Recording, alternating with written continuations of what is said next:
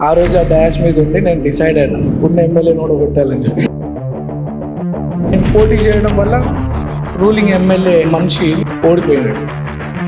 I started and NGO.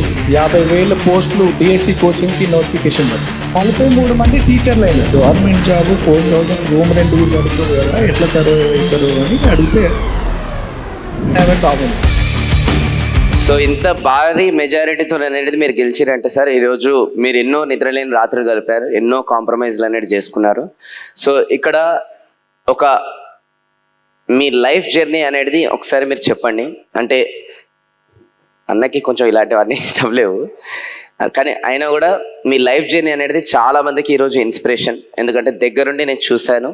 Last 1 week నుంచి మీ పైన నేను చాలా రీసెర్చ్ కూడా చేశాను అనమాట. మీ ఇంటర్వ్యూలు అన్నీ కూడా చూశాను.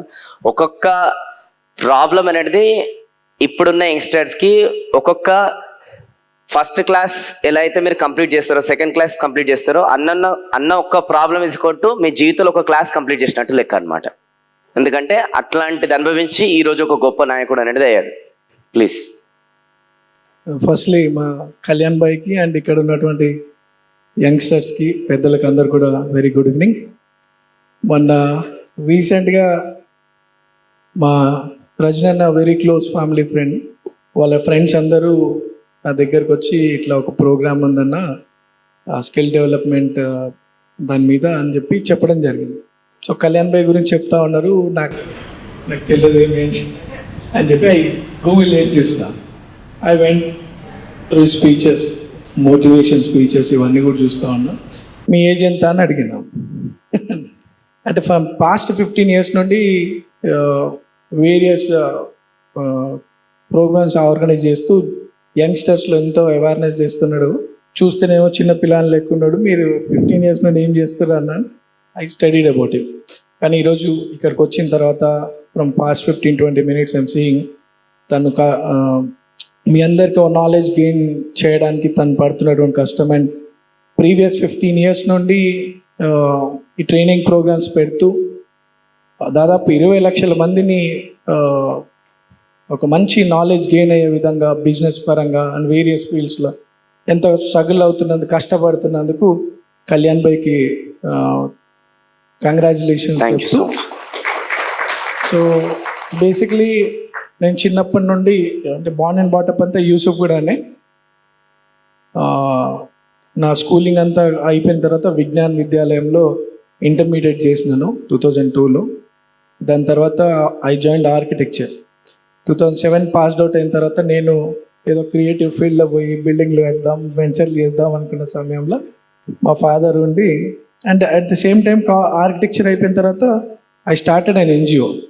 సొసైటీకి సర్వీస్ చేయాలన్న ఒక ఆలోచనతో now your Nirman for a better society for better living అని ఒక ఎన్జిఓ రన్ చేస్తూ అప్పుడప్పుడే కొన్ని నేను సొసైటీలో చూసిన విషయాల వల్ల ఐ స్టార్టెడ్ డూయింగ్ సర్వీస్.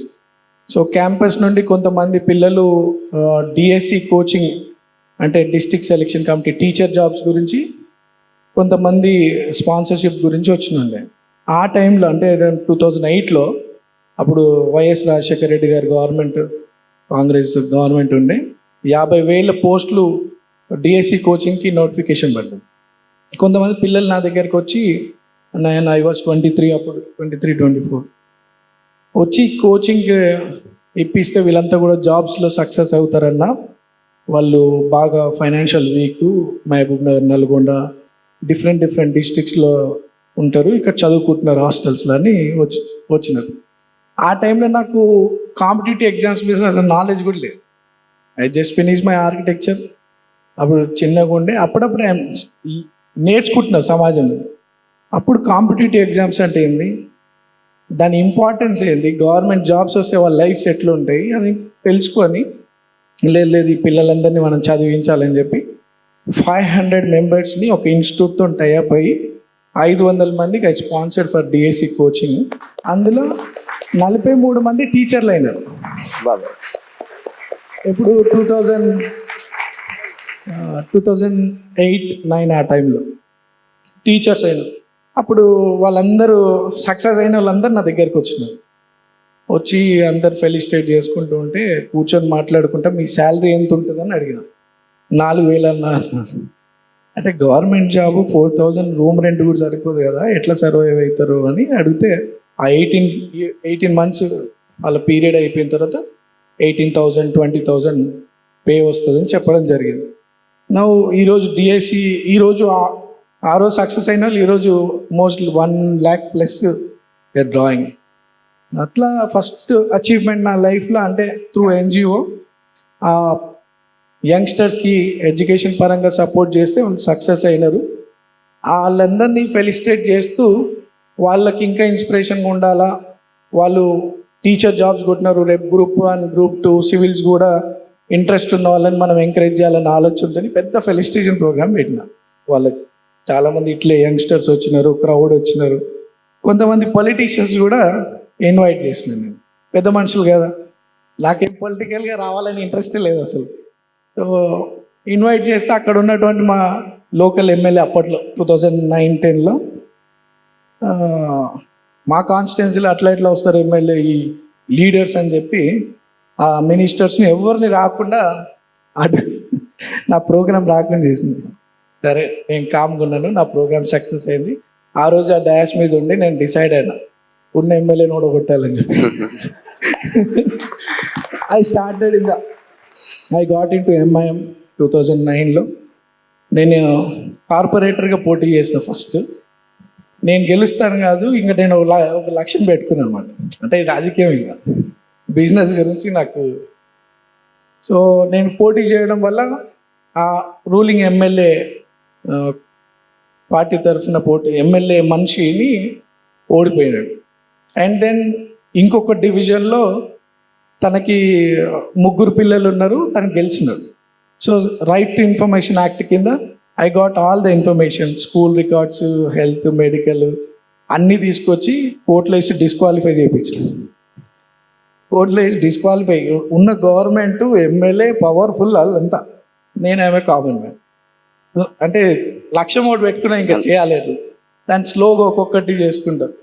కోర్టులో వేసి డిస్క్వాలిఫై చేయించి మళ్ళీ నా అభ్యర్థిని పెట్టించి గెలిపించినారు. ఇది 2011-12 గెలిపించింది.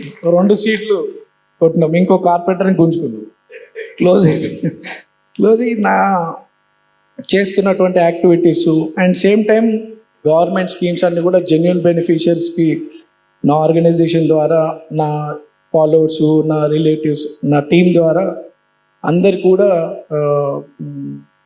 ఏమంటారు ఈ గవర్నమెంట్ పథకాలు స్కీమ్స్ అన్నీ కూడా అందేటట్టు ఆ వర్క్ కూడా చేసుకుంటూ కంటిన్యూ సోషల్ యాక్టివిటీస్ చేసుకుంటూ పబ్లిక్లో దేవుడి దయలో మంచి పేరు సంపాదించుకుంటున్నాం.